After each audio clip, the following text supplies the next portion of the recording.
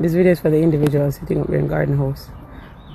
I want you to know that the catastrophe that this beautiful island that we call our home just faced is not an opportunity for you to start campaigning. It is not an opportunity for you to do PR. So to the man who take the World Center kitchen food and have people distribute it and I tell them, say, you to come from, stop it. And to the man who distribute the food with the intention to use this as his campaign thing when he runs for council, stop it. To the lady who decides, say, this is going to be a photo op, and every time she gives somebody one bag, she go take picture, stop it. Do not take the suffering of your Jamaican people as a joke. One of you stop. This is a time for work. You see, all I want to promise in election time, and me attack to both sides, everything that you promise to do, now is the time to do it. Now is not the time for us to sit down in the building there and be and cuss and it. Like, people are homeless, like people are hungry, and apparently still finding bodies, so people to go bury. It is a lot. So are they going to get together, find it somewhere deep in our if we start care about this country and its people, and get to work and cut bullcrap, man. It's not time to campaign. We don't do that already. Who win now, who no win, no win. No, we work together. Because I feel like whoever did win or didn't win, they should have been the same goal, to care for this country. So now is the time. Now is a perfect opportunity for earning a vote. So it's the next election, nobody not have to pay nobody. Because what you do in this time is going to be it. Think about that. On the spot news media, we got the latest news. We don't care about the views, we just representing right. Put local news internationally every night. On the spot, wave that Jamaican flag from left to right. Let's get it right, y'all know the type. We ain't dealing with the hype, we make it take flight. Yeah, man, my viewers and subscribers, what go on? A blessed and wonderful Tuesday morning to each and every person out there tuning into On The Spot News Media. Now, my peeps, you don't know how we do it over on this side each and every morning. We have to give thanks and praise to the Most High Creator for the preservation of life, because life is indeed the greatest.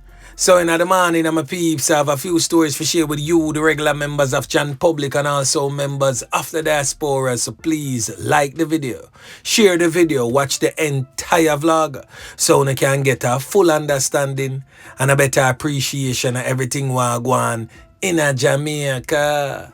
So watch your snow, my peeps. This morning is Tuesday morning. So I, On The Spot News Media, do encourage each and every Jamaican, yard and abroad, put on a Jamaican t-shirt in celebrating our reggae boys that will, I hope that they win their match so they can qualify for the World Cup. So let us all go out in support of the reggae boys, whether you can make it to the national stadium or just support by wearing your colors, yard or abroad. So make we just do the do and make sure that the boys secure their spot and advance to the World Cup. Yeah, man. So the first thing that we're going to talk about in the morning, my peeps, is coming out of the St. Catherine South Police Division. This is not necessarily a crime story, but it's a preventative measure to prevent an epidemic. Now, there's a matter of garbage collection over there in Waterford, St. Catherine, right? A Waterford Parkway right there. So now, garbage no collect there for a mighty long time. Garbage a pile up. Mosquito a breed up. And the people them worried because them now want another epidemic in a Jamaica. And the same goes for the hurricane ravaged parishes. Please, the powers that be who is responsible for garbage collecting, me know you have the hands full still, you know. So we are take time with us still, but please remember the people them a Waterford, Parkway. Boy, may I tell you, it rough. And still in the St. Catherine South Police Division. A knockings and clappings going on over there yesterday, where police and criminal elements in a vehicle toss up. Vehicle end up crash right along the intersection of Passage Drive, right near the Rubits gas station. There, so right near Nago Head, somewhere right off there. So now we get to understand that the police are chase a vehicle. The vehicle is presently on your screen. Crashing, go on and knockings and clappings, and man end up get spread out like a sheet. No longer among the land of the living. So watch them 2 video clips here. We're gonna get much information on it.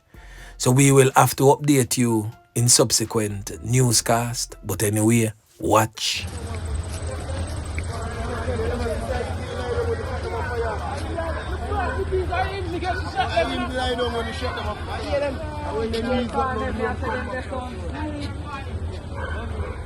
Boy, let me carry. Look like a lady there.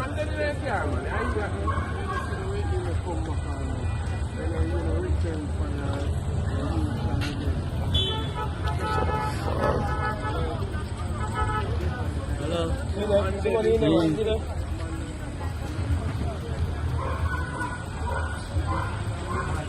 Yeah, man, dead in the car, man.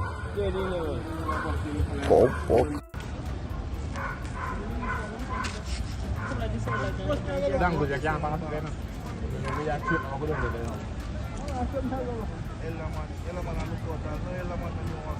So yes, my peeps, that's the scene from yet another police fatal knockings and clappings. Now the next thing that we're going to talk about, my peeps, is coming out of the St. Catherine North Police Division, right round a Lake Spendeso in Portmore, St. Catherine. Now the criminal elements them made off with around 18 bags of meat from a restaurant in Lake Spen between October 20 and November 16. So 4 of them get charged for the whole heap of thief in meat, and some restaurant owners buy enough of them thief in meat there too for cheap. So charged with larceny as a servant and simple larceny and conspiracy are 50-year-old Douglas Wallace, otherwise called Walla, said to be a butcher off Emerson Avenue in Kingston 20. 66-year-old Delroy Salmon, a car wash attendant from Baldwin Crescent in Dwene Park, Kingston 20. 69-year-old Clinton Barnes, otherwise known as Sam. Him retire and gone thief, come from Emerson Avenue to in a Kingston 20. And 34-year-old Shauna K. Cross, also called Wingy, said to be a sales representative from Brook Avenue in Dwene Park, Kingston 20.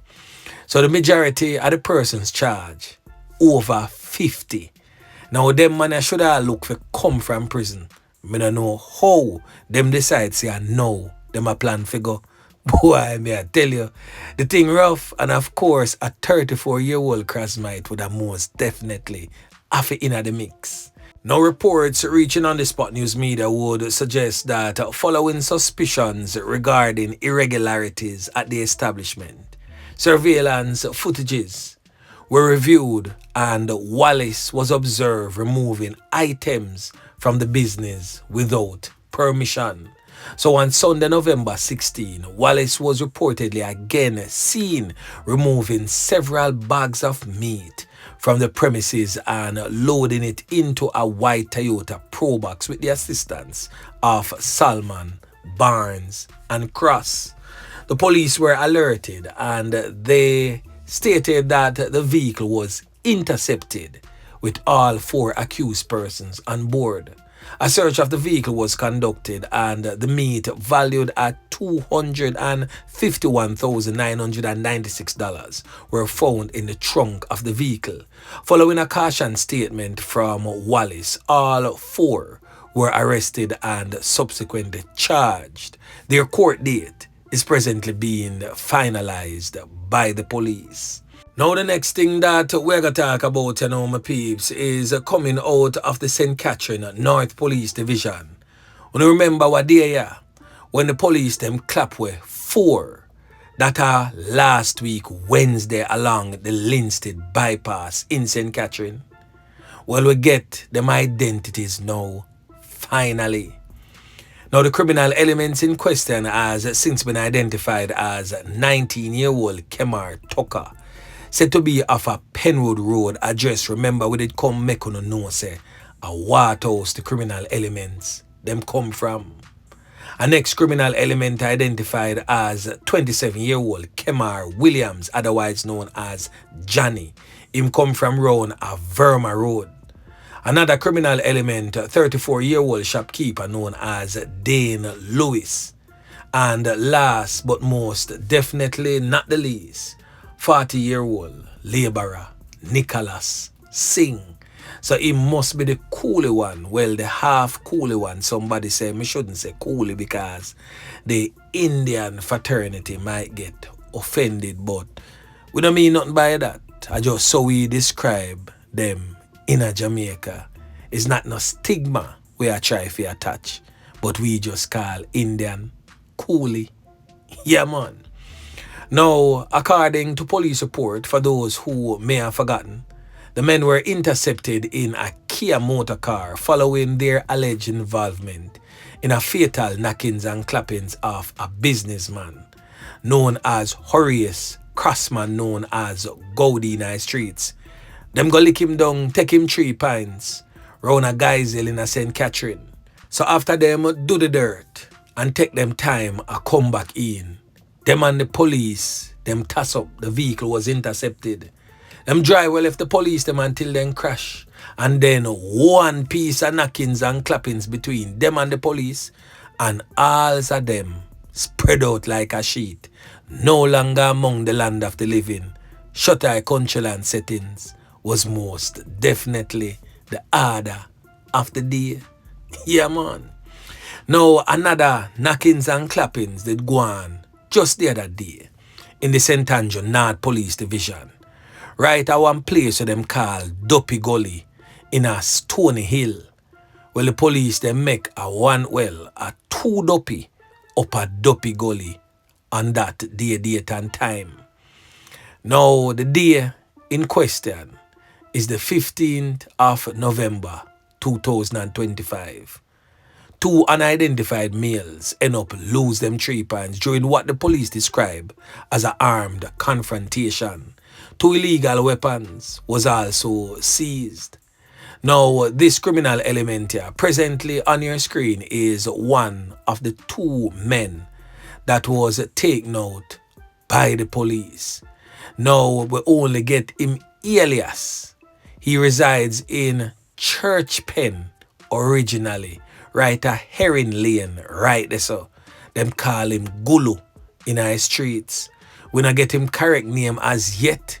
But as soon as we get more information surrounding that double fatal knockings and clappings by the police in that particular area known as Duppy Gully in Stony Hill, St. Andrew, we will update you subsequently. Yeah, man, Indicom is investigating. Now, the last thing that we're going to talk about, my peeps, is giving you a full rundown of fatal knockings and clappings so far this year. Now, this will not be done by police divisions as is accustomed, but will be done by parishes.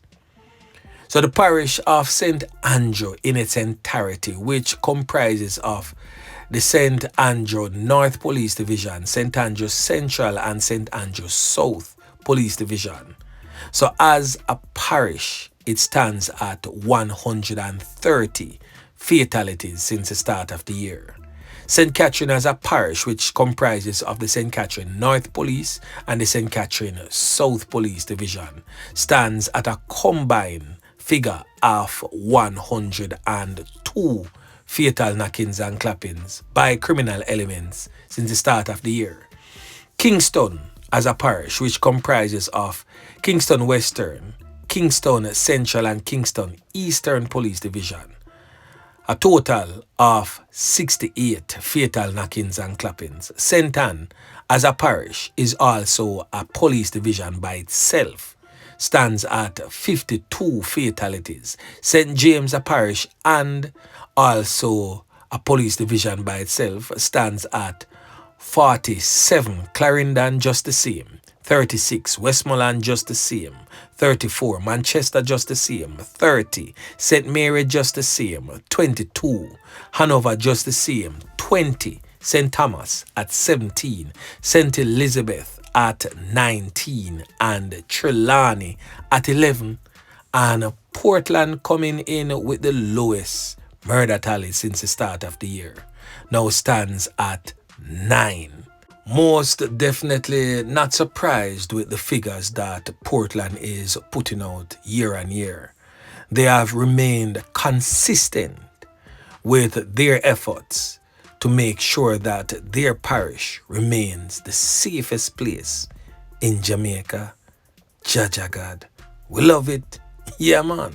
So anyway, my peeps, remember to like, share, subscribe to the channel. Stay tuned to On The Spot News Media as I continue to bring you fresh news and updates in subsequent newscasts.